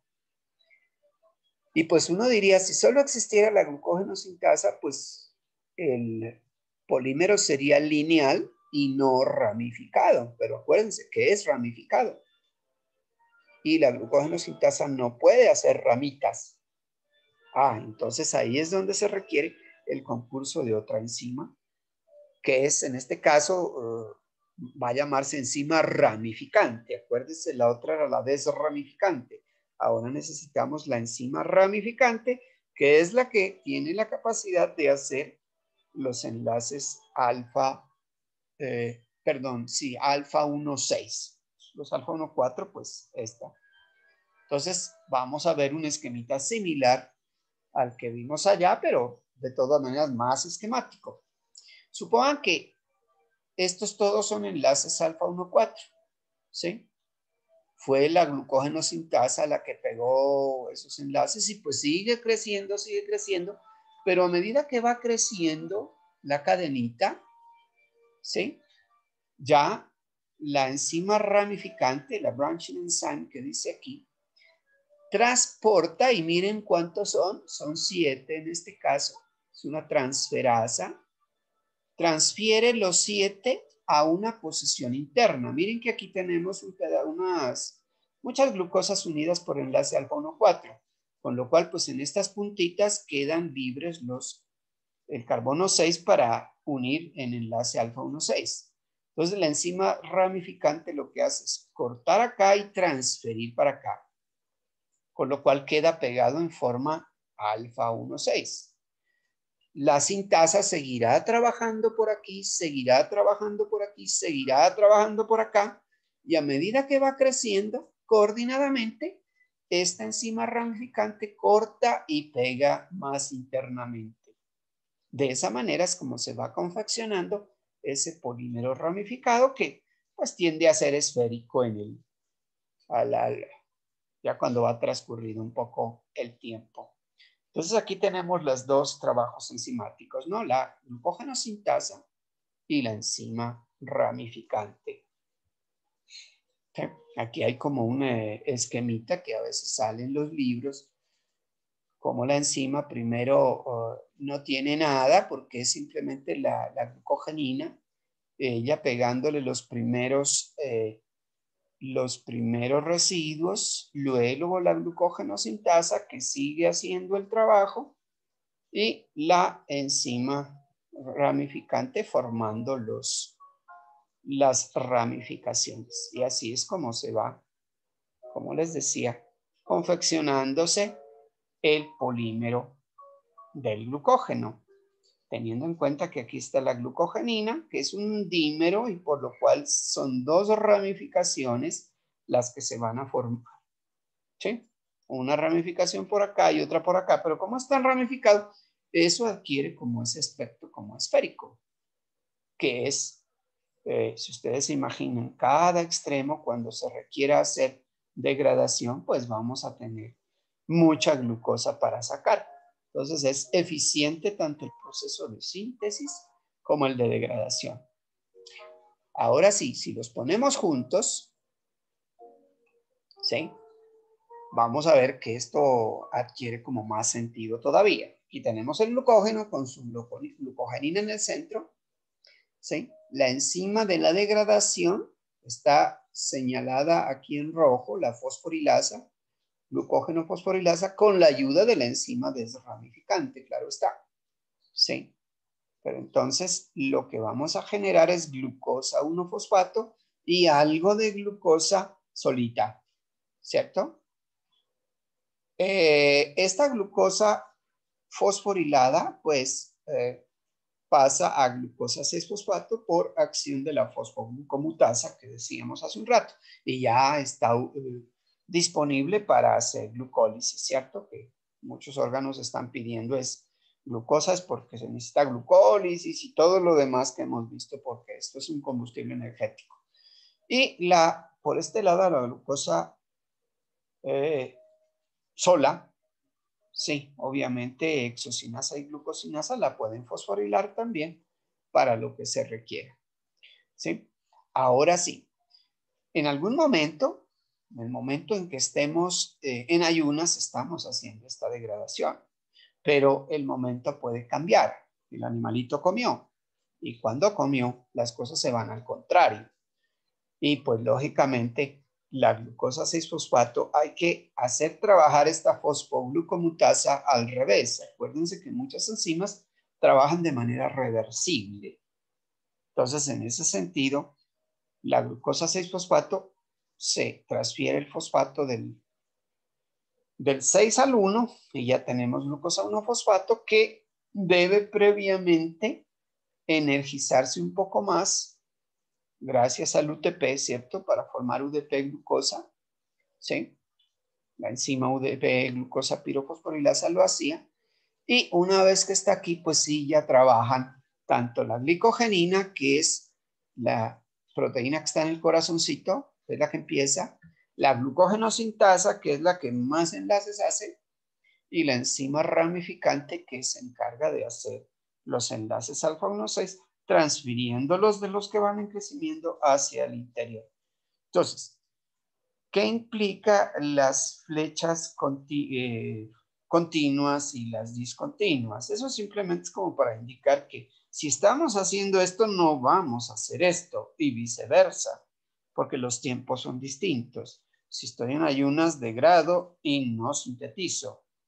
Y si acabo de comer, sintetizo y no degrado, pues porque lo cual, si se hicieran esas dos cosas al tiempo, otra vez estaríamos violando esos principios de la inteligencia molecular de las que nos hace funcionar como organismos vivos. Afortunadamente, pues esto es bien inteligente. Bueno, ahora sí viene lo más importante. Sí, eso es la parte mecánica solamente. Ahora sí, ¿cómo se regula esto para que se haga lo uno y no lo otro al tiempo? Lo cual ya sabemos que es una necesidad. Sí, pero entonces, ¿quién contribuye aquí? Entonces, tenemos que identificar las enzimas reguladoras, es decir, las enzimas clave de cada una de las vías.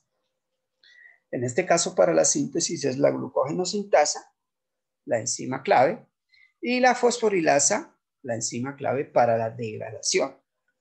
Y ahora sí nos queda es por ver qué hace que trabaje en el uno mientras esté inactiva la otra y viceversa, ¿cierto? Entonces, por ahí ya dijimos que tenía mucho que ver las hormonas, ¿cierto? Entonces, ¿qué pasa? ¿Cómo es regulada la glucógeno fosforilasa? ¿Sí?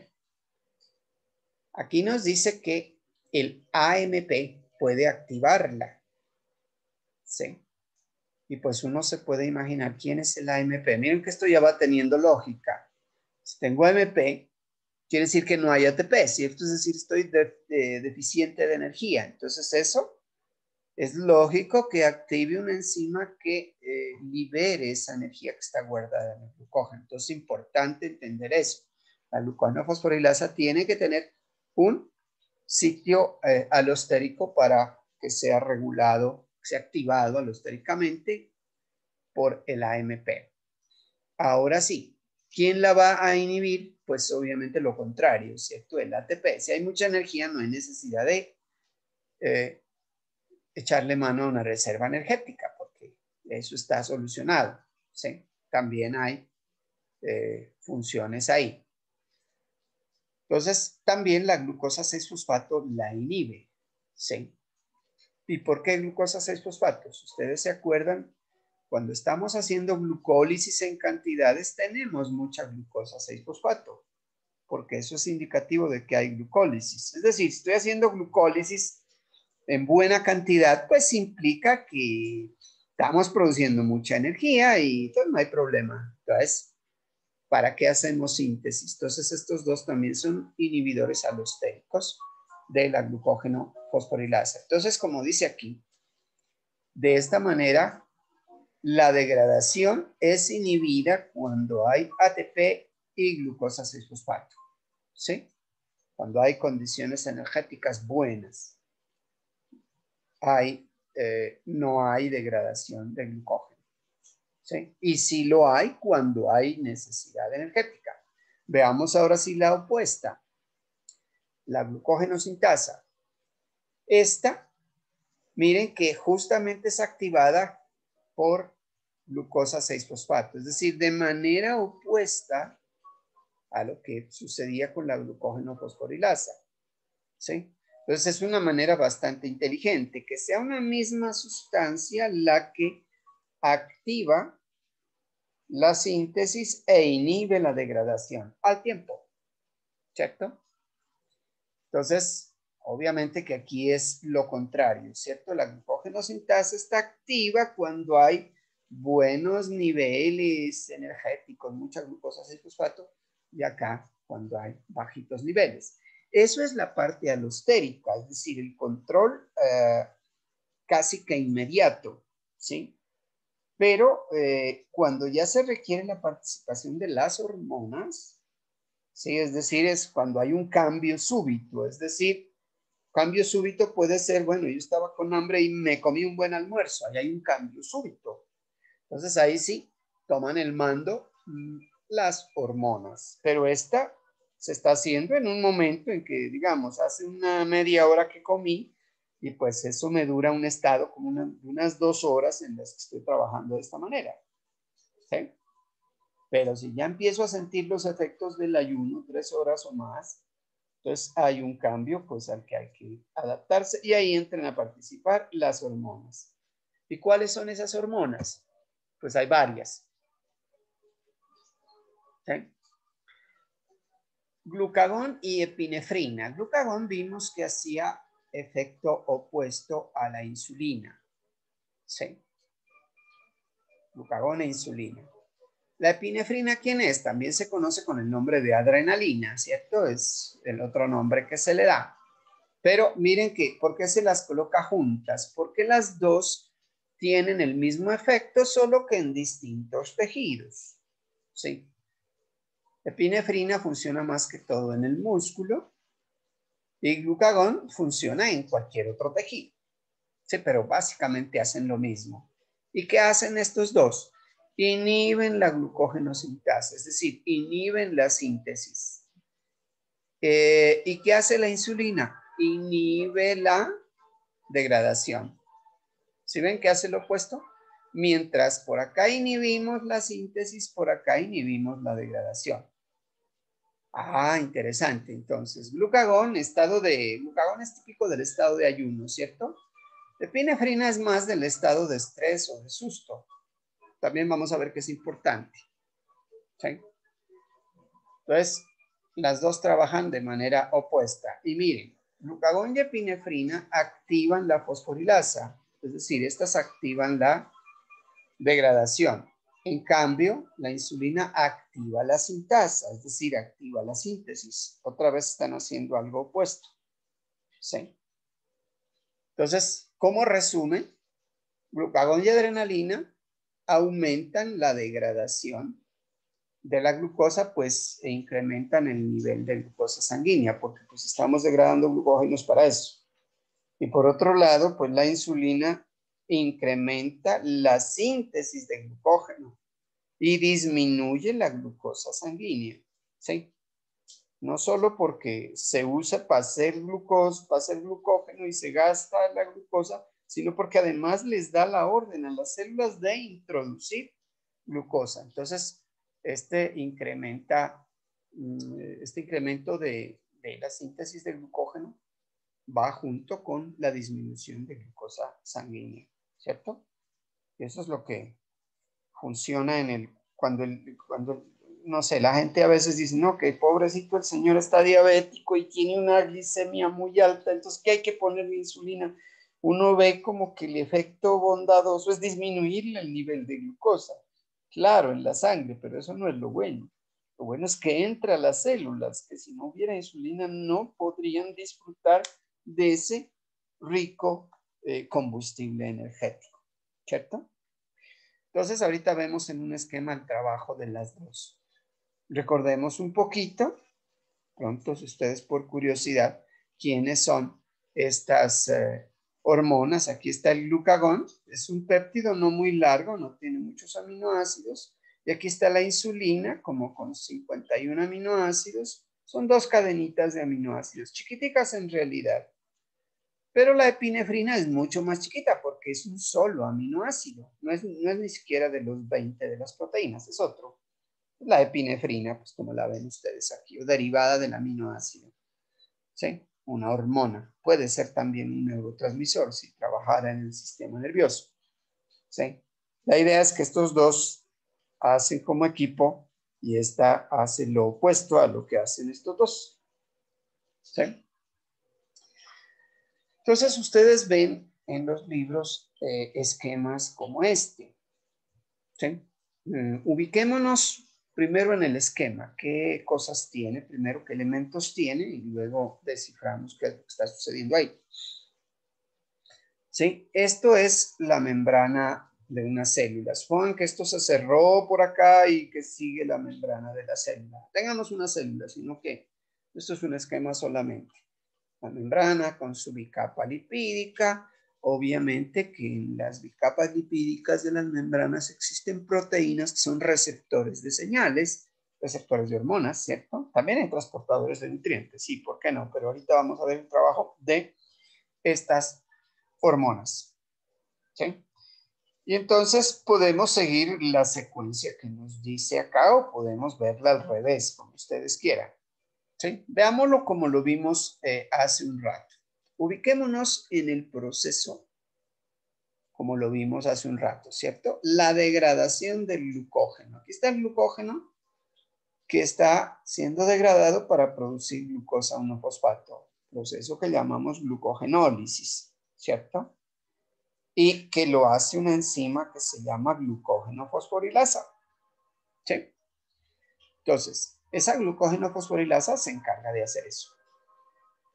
Ah, bueno, pero entonces, como el proceso tiene que estar regulado, ella no va a estar trabajando todo el tiempo. Miren que de entradita, aquí nos dice, tiene una P, miren, ¿eso qué será? Acuérdense que vimos ese proceso también. Si esa glucógeno fosforilasa tiene un fósforo ahí pegadito, ella es activa y puede hacer degradación de glucógeno, ¿sí?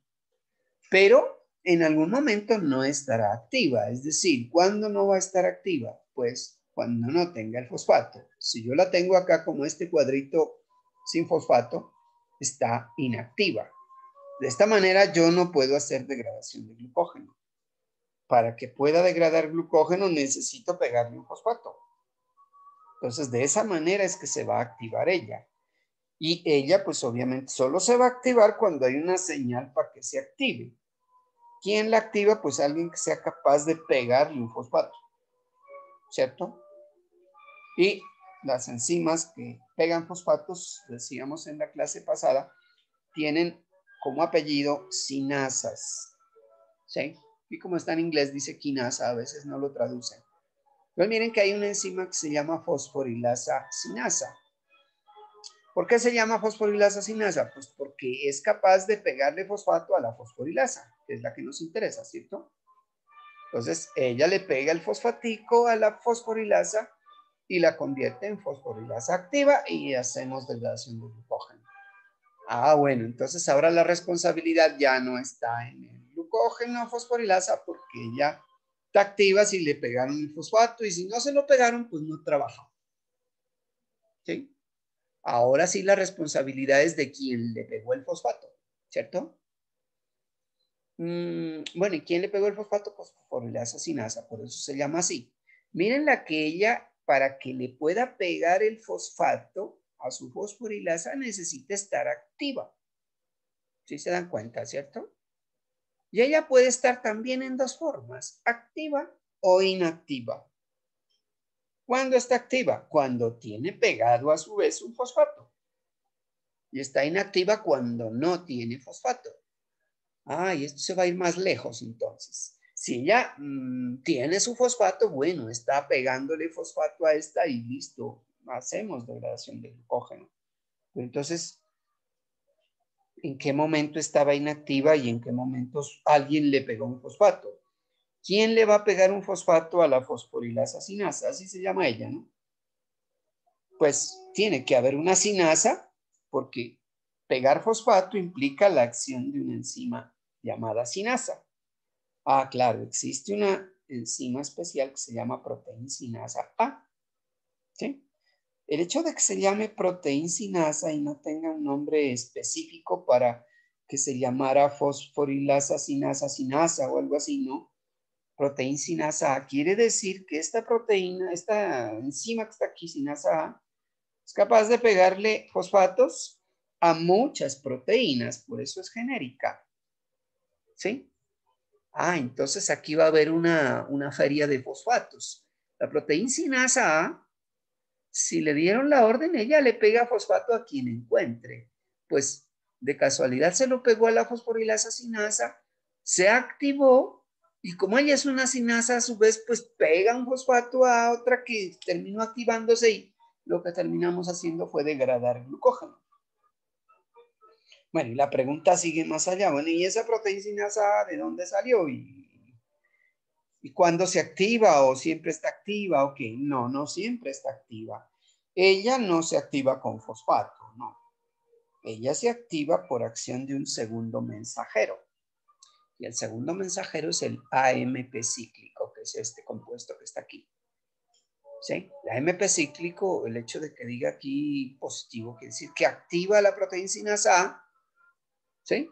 Es decir, si llega a producirse AMP cíclico, se activa la proteína sinasa A porque ella se activa alostéricamente y como ella es una sinasa, le pega un fosfato a otra que fue sinasa también y le pega el fosfato a la glucógeno fosforilasa y hacemos degradación de glucógeno. Bueno, entonces, ¿de dónde viene todo esto? Resulta que este AMP cíclico normalmente en algún momento está y en otro momento no está en la célula. ¿Cuándo está? Es que sucede esto. ¿Y cuándo está y cuándo no está? Sería la pregunta. Solamente está cuando el ATP que conocemos común y corriente lo coge una enzima que se llama adenilato ciclasa. Aquí no está el nombre de la enzima, pero ella es la que convierte el ATP en AMP cíclico. ¿Sí? Y el AMP cíclico, acuérdense que hace un rato recordamos que se llamaba segundo mensajero. ¿Por qué segundo mensajero? Porque el primer mensajero va a ser una hormona, bien sea glucagón o adrenalina o epinefrina, pues que es lo mismo. Pues miren que estas dos hormonas lo que hacen es, pues obviamente la hormona tiene un receptor aquí, ¿cierto? Toda hormona tiene un receptor, que es una proteína, pero esa proteína es vecina de la enzima adenilato ciclasa que es capaz de hacer AMP cíclico. ¿Sí? Entonces, como llega una señal extracelular, acuérdense que el glucagón venía de por allá del páncreas y la epinefrina pues viene de la corteza, de la médula adrenal, ¿sí? Pues sí, de las glándulas suprarrenales. Pues acuérdense, las glándulas suprarrenales es otra glándula que tiene tanto médula como corteza. Este viene de la médula adrenal. De donde sea que venga, tiene su receptor, cambia su conformación, porque habíamos dicho que las proteínas funcionan así, ¿cierto? Por cambio de conformación. Ese cambio de conformación también implica un cambio de conformación de la adenilato ciclasa que está aquí, que estaba inactiva, adquiere una conformación activa, produce AMP cíclico, que es el segundo mensajero que activa la proteína sinasa A. Cuando ustedes leen por ahí, cuando lean en algún artículo, dice una proteína sinasa A dependiente de AMP cíclico. Quiere decir que es activada por AMP cíclico. Hay algunas que sí se activan de esta manera, otras que se activan por otros segundos mensajeros, pero en este caso es AMP cíclico. Entonces uno puede tomar el relato al contrario, ¿no? Supongan que tengo hambre, porque hace 3 horas comí, estoy bostezando, glucagón se está produciendo, se está recibiendo en las membranas de mi hígado y los receptores le transmiten a la adenilato ciclasa del hígado que trabaja y hagan AMP cíclico. Este activa una proteína sinasa A que estaba esperándolo pues, para activarse. Como ella es una sinasa, le pega fosfatos a quien encuentra y se encontró a la fosforilasa sinasa. Que una vez activa, como es sinasa, pega un fosfato a la fosforilasa hepática en este caso y hacemos degradación de glucógeno. ¿Sí? Eso era cuando yo tenía hambrecita. Puede ser que el asunto no sea de hambre. Puede ser que estoy estresado, escuché una explosión, el galeras, no sé, una erupción, me ladra un perro y yo voy por la calle y pues si se han dado cuenta lo que sucede, ¿no? Uno echa a correr y a veces tiene más energía de lo normal. Uno corre, no se sabe por qué corrió más rápido de lo que siempre lo hace. Bueno, la hormona del susto, ¿sí? También tiene su receptor aquí, pero también dispara el mismo mecanismo, ¿sí? En últimas, lo que hacemos es degradar glucógeno porque vamos a usar este combustible para sacar energía. Claro, porque ese músculo necesita contraerse para salir huyendo del perro. Acuérdense que estamos en modo susto en este momento, ¿sí? Es la diferencia entre las dos hormonas. Ustedes dirán, bueno, ¿por qué tanta vuelta y por qué no de una vez el glucagón activó por aquí a la bendita glucógeno fosforilasa y ya no nos demoramos más? Pues resulta que este mecanismo que ustedes ven aquí se llama mecanismo de cascada. Y estos mecanismos de cascada son amplificadores de señales. Es decir, no sería lo mismo si una molécula de glucagón activa una molécula de adenilato ciclasa o de una vez una molécula de esta fosforilasa. ¿Sí? 1 a 1. Cambio, ustedes se pueden imaginar, uno puede llegar a un receptor, pero como aquí hay una enzima, esta puede transformar miles o millones de ATPs por segundo. Y esta puede activar a una enzima que a su vez puede fosforilar miles o millones por segundo. Y pues si van multiplicando 1000 por 1000 por 1000 por millón, al final con una sola señal yo he podido degradar rapidísimamente una buena cantidad de glucógeno. Es decir, tengo disponible mucha glucosa para esa necesidad que tengo. Puede ser que la necesidad es el hígado que le está dando glucosa a todos los órganos porque no hay comida, o el susto para salir huyendo porque pues el tigre me va a comer. ¿Sí? Entonces, esa forma también de lógica molecular también es inteligente, hacer cascadas amplificadoras de señales para responder a una necesidad bastante urgente y pues obviamente mantener un nivel de glucosa alto en sangre todo el tiempo pese a que no se está comiendo, pues es un trabajo que demanda todo esto. Y si la cosa es de susto, pues es en el músculo donde se debe hacer esto. Acuérdense que hay glucógeno en el hígado y también en el músculo. ¿Sí? Entonces, eso por ese lado. Estamos hablando de la degradación de glucógeno. Ahora sí, ¿qué va a suceder cuando comí y tampoco estoy asustado? Pues, bueno, cuando comí en el hígado es el que está más implicado en esto, ¿cierto? El hígado no responde al susto. La epinefrina va más que todos al músculo, no tanto al hígado. El hígado le responde más a estas otras hormonas, a glucagón especialmente. Entonces, digamos que el cuadro es distinto. Acabamos de almorzar o algo así. Ya vimos que se sube la insulina, ¿cierto? En sangre. La insulina es una hormona que tiene su receptor y ese receptor pues también tiene aquí un segundo mensajero, porque el segundo mensajero es el que lleva el mensaje de manera intracelular, así como lo hacía el MP cíclico aquí. Acá, simplemente este segundo mensajero lo que hace es activar a una proteína fosfatasa. ¿Qué quiere decir proteína fosfatasa? Genérica, ¿cierto? Fosfatasa que quita fosfatos.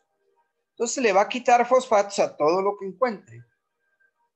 Se puede encontrar a esta o a esta que son las que tienen fosfatos. Pero si le quitamos a la glucógeno fosforilasa el fosfato, pues inmediatamente la inactivamos. Y solamente se podrá activar cuando venga la señal de acá. Pero acuérdense que si hay insulina no hay glucagón. Entonces las dos cosas no están funcionando al tiempo. De tal manera que se puede regular muy bien. Ya entenderán ustedes por qué a veces tener un tumor en alguna glándula donde hay desarreglos hormonales o los desarreglos hormonales pueden ser tan complicados porque nos van a poner en cortocircuito las vías metabólicas y eso puede ser bastante complicado. Acuérdense nomás de los casos de diabetes, de los casos de hipotiroidismo, de hipertiroidismo, de todo ese tipo de cuestiones hormonales o la simple regulación, digamos, de los periodos menstruales. Qué complicaciones que da eso. Entonces, bueno, este grafiquito ahí muestra el trabajo de la fosforilasa, pero acuérdense que también existe una sintasa que hace lo opuesto, es decir, hace síntesis de glucógeno. Veamos entonces cómo es la acción de esas mismas hormonas sobre la síntesis. Entonces, el mismo cuadro, pero con la sintasa. Esta tiene menos pasos. Abordémosla al contrario esta. Digamos que acabamos de comer. Insulina. Ya dijimos que la insulina terminaba activando fosfatasas. ¿Sí? ¿Qué pasó cuando se activa una fosfatasa? Pues esta fosfatasa le va a quitar fosfatos a alguien. ¿Y a quién le va a quitar fosfato? A la glucógeno sintasa. Y aquí miren que es al contrario lo que estaba sucediendo, ¿cierto? La fosforilasa cuando tenía fosfato estaba activa. En cambio, esta sintasa, cuando tiene fosfato, es inactiva.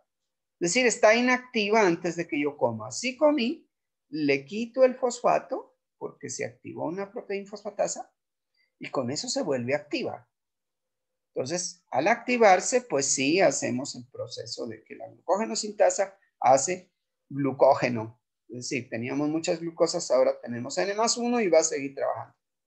¿Sí?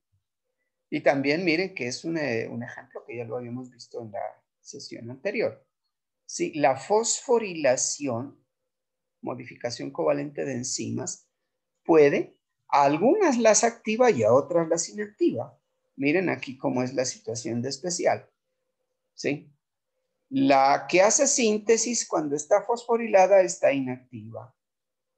En cambio, la que hace degradación cuando está fosforilada está inactiva. Es decir, que si yo logro fosforilar a ambas al mismo tiempo, porque es la misma señal la que va a llegar, ¿sí? Garantizo que los dos procesos opuestos no se puedan hacer al tiempo. Más inteligencia para dónde, ¿cierto? Esos son semáforos perfectos. Entonces, pues de la insulina está fácil, ¿cierto? Bueno, esta no tiene tantos pasos, aunque sí hay unos pasos intermedios aquí. También hay un mecanismo de cascada, pero es más calmadito este, ¿cierto? Y uno diría, bueno, ¿por qué tan calmadito? El de más cascada, más pasos, pues amplifica mucho más la señal que cuando tiene menos pasos. Y pues lógico, el animal acabó de comer, está tranquilo, está haciendo síntesis, lo hace relajadamente. Hasta uno mismo se relaja después de comerse su buen almuerzo. Es decir, estamos en modo relax. ¿Sí? Entonces la cosa funciona bien por acá. Veamos ahora sí qué pasa en la situación opuesta. Supongamos que no hemos comido insulina. Perdón, no hemos comido, no hay insulina. No hay quien le quite el fosfato a esta. Entonces la glucógeno sintasa permanecería inactiva cuando estamos sin haber comido. ¿Sí? Bueno, entonces la pregunta es, ¿quién le pegó el fosfato a la glucógeno sintasa? La misma enzima que vimos hace un rato. ¿Sí? La proteína sinasa A, solo que esta directamente le pegó el fosfato a esta sintasa. ¿La inactivó? Y acuérdense que ella se activó, esa proteína sinasa era dependiente de AMP cíclico. ¿Sí? Ese AMP cíclico se produjo pues porque la D-galactosiclasa fue activada por acción de glucagón o epinefrina, dependiendo si es hígado o es músculo. ¿Sí? Entonces, en ese sentido, miren que el AMP cíclico termina inactivando por fosforilación la síntesis y en el cuadro anterior habíamos visto que por fosforilación mismo activaba la degradación. Es decir, inactivar la síntesis y activar la degradación al tiempo son dos trabajos que tienen que hacerse. Y si lo vemos al contrario también, cuando hay insulina, activar la síntesis y habíamos visto que se inactivaba la degradación. Esa cosa pues suena perfecta, ¿cierto? No puse aquí el cortisol que también hace algún efecto similar a través de otros mensajeros, otros segundos mensajeros, pero contribuye también al proceso energético. Entonces, con esto resumimos cuál es digamos, la función del glucógeno. En el hígado es síntesis y relajación y degradación, lo que hacen es regularse para mantener los niveles de glucosa sanguínea. Es decir, si se come muchito, pues hay que bajarlos haciendo síntesis y guardándolo hígado y músculo, ¿cierto? Y si no se ha comido, se está en ayunas, pues al hígado le toca sacar glucosa. Entonces ese es el papel del hígado. En el músculo hay una diferencia. Él puede hacer, es decir, sintetizar y degradar glucógeno, pero la síntesis y la degradación se regula para suplir los requerimientos energéticos de él mismo. ¿Por qué razón? De la célula muscular. Porque acuérdense que si yo degrado glucógeno en el hígado, eso llega a glucosa 1-fosfato y después se pasa a glucosa 6-fosfato, pero el hígado tiene una enzima que se llama glucosa 6-fosfatasa, que toma la glucosa 6-fosfato y le quita el fosfato y la deja libre, con lo cual el transportador de glucosa la vierte a la sangre. Pero el músculo no tiene esa enzima. Es decir, llegó hasta glucosa 6-fosfato y la única opción que tiene el músculo para hacer con esa glucosa es degradarla, hacer glucólisis. Glucosa 6-fosfato es para glucólisis, ¿sí? Algo de pentosas puede hacer, como vamos a ver enseguida también, pero básicamente el hígado es un órgano altruista en ese sentido. Sí, si juntamos con lo que dijimos en la anterior sesión, tiene otra enzima especial, que es la glucosinasa, es decir, glucosa que le llega, como tiene un km bastante alto, la glucosinasa no es tan afín a la glucosa, no la empieza a fosforilar tan rápido para usarla, eso le pasa al hígado. En cambio, el músculo tiene exocinasa, tiene un km bajito, es decir, la fosforila inmediatamente llega, es decir, ya no sale y además no tiene con qué quitarle el fosfato porque no tiene fosfatasa, el músculo, el hígado sí. Entonces, por eso es que el hígado, por esas dos enzimas, pues tiene esa condición altruista en el manejo de ese combustible energético, ¿cierto? Entonces, miren cómo hemos diseñado muy bien un organismo, pues para que todo el mundo quede contento, ¿cierto? Y el músculo, pues, le brinda quizás la protección al organismo porque es el que está encargado de huir contrayendo su masa muscular de los depredadores, pero entonces el hígado tiene que trabajar en beneficio del músculo y de los demás órganos, pues porque todos los órganos se van a beneficiar, toda esa glucosa que se vierte a la sangre la usan todos los órganos que la necesitan. Aunque el que más la está gastando, pues ya les dije, es el tejido nervioso continuamente, ¿no? Pero si hay una emergencia, pues el músculo necesita contraerse rápidamente, entonces va a gastar más.